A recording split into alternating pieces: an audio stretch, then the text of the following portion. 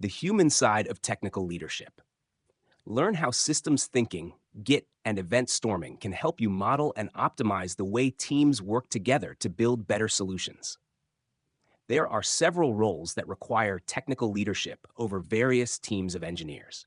Depending on the context and the kind of company, we might be talking about a principal engineer, a staff engineer, a solution architect, or even the CTO in the case of smaller startups. One aspect of these roles that I haven't found much information about, and which I consider key to your success as a technical leader, is how human groups are a living part of your technical solution. Let me explain. It's clear to engineers that we need models to reason about complex systems. For instance, following the C4 model, you can define various abstraction levels: context, container, component, and code. These layers of abstraction are certainly important in technical leadership when developing, maintaining, and envisioning the target architecture of an enterprise. However, there's another layer that affects IT solutions at least as much as those mentioned above, one that is often overlooked by traditional diagramming tools and engineering focused roles. I'm talking about the involved teams, roles, stakeholders, and how all these human aspects influence your solution. How do these people work together? If you want your architecture to effectively fulfill its mission, this aspect is key. Over the years, I've realized that it's unfortunately neglected far too often, especially if you're a solution architect or in a similar role, joining a solution that's been in place for many years, which is usually the case. It's important to understand not just the technology behind the solution, but also the human system maintaining and developing it. There are various reasons why this is so often overlooked. In some cases, it's because it has a lot to do with tasks typically carried out by other roles, like human resources and traditional management. Technical leaders might pass over a description of a profile that's needed here and there, and maybe they'll join the technical interview. But that's not nearly enough to ensure proper human support for your systems. As a technical leader, knowing only about tech is simply not enough to successfully fulfill your mission.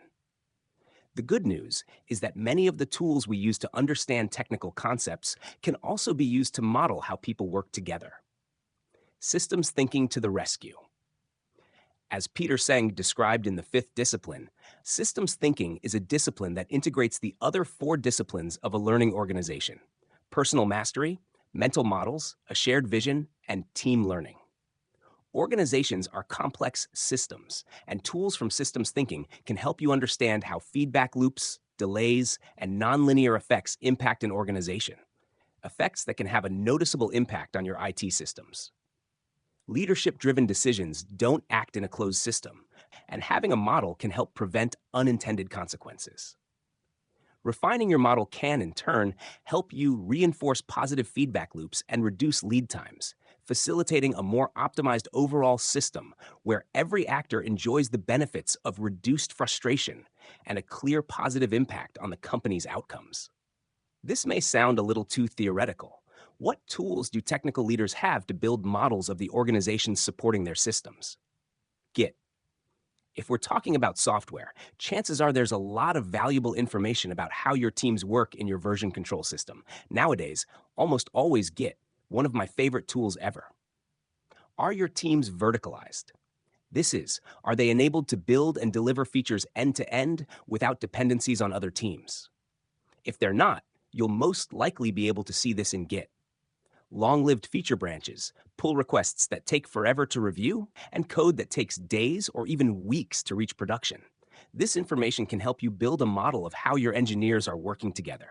It can also guide you in making decisions that will significantly improve how quickly and effectively your system evolves.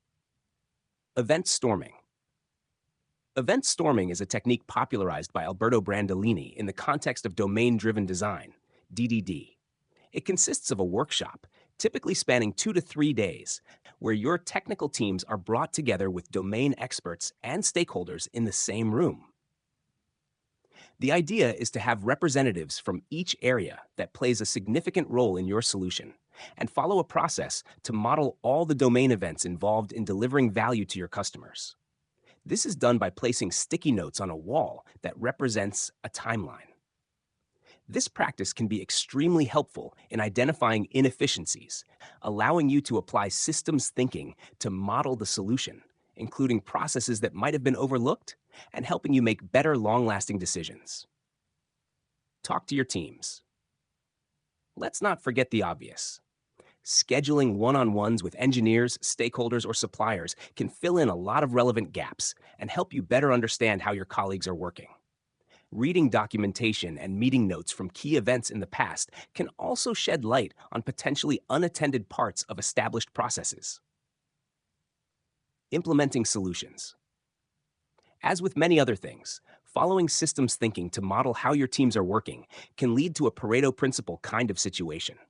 Some measures will be reasonably easy to implement and will have a significant impact quickly, while others will be challenging to implement, conflict with a well-established status quo, and require time. The larger your organization is, the higher the chances that Conway's Law will have a significant effect. Nevertheless, you cannot be a good leader if you're impatient. Oftentimes, effective leadership requires a willingness to say the same thing time and again until your message, your vision, reaches the whole organization. Also, don't forget that you're not alone. One of the lessons of systems thinking in an organization is that leadership is not so much about individuals, but about the whole system. Try to influence the system to create momentum so that positive feedback loops make your job easier each time. So, what do you think? Have you successfully applied systems thinking to your environment? I'm looking forward to hearing your stories.